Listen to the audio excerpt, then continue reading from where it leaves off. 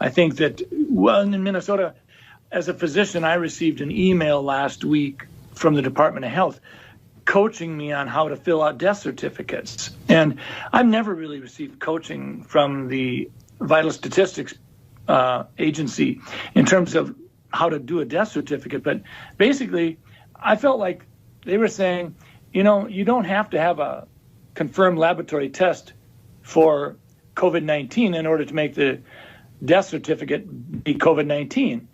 So Wait. Sir, I don't mean to interrupt you, but that and what you just said, I think is critically important. Can you repeat what you just said, please? Well, last Friday, I received a 7-page document that sort of told me that if I had an 86-year-old patient that had pneumonia but was never tested for COVID-19, but sometime after she came down with pneumonia, we learned that she had been exposed to her son who had no symptoms, but later on was identified with COVID-19, that it would be appropriate to diagnose on the death certificate COVID-19. Now, we've not done that. If someone has the pneumonia after and it's in the middle of a flu epidemic, and I don't have a test on influenza, I don't diagnose influenza on the death certificate. I will say this elderly patient died of pneumonia. I don't mean to interrupt you, but my heart is sinking right now as you're telling me this. You're a doctor. Why in the world would they be sending you out information to fill out death certificates, whether the person's been diagnosed with COVID-19 or not, but then to say in the death certificate this person's death was caused by COVID-19? That does not sound right to me.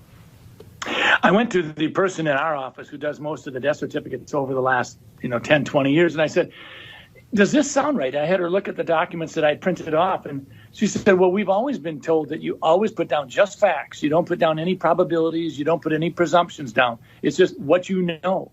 And so this is concerning. And it actually gets to your point, Chris. When we start talking about the data that goes into the modeling, we have to ask ourselves a question. Are we being forthright? Are we sharing with the public?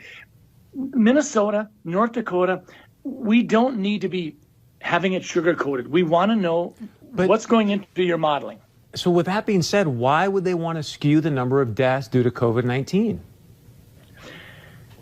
Well, fear is a great way to control people, and I worry about that. I worry that sometimes we're so darn interested in just jazzing up the fear factor that, sometimes people's ability to think for themselves is paralyzed if they're frightened enough.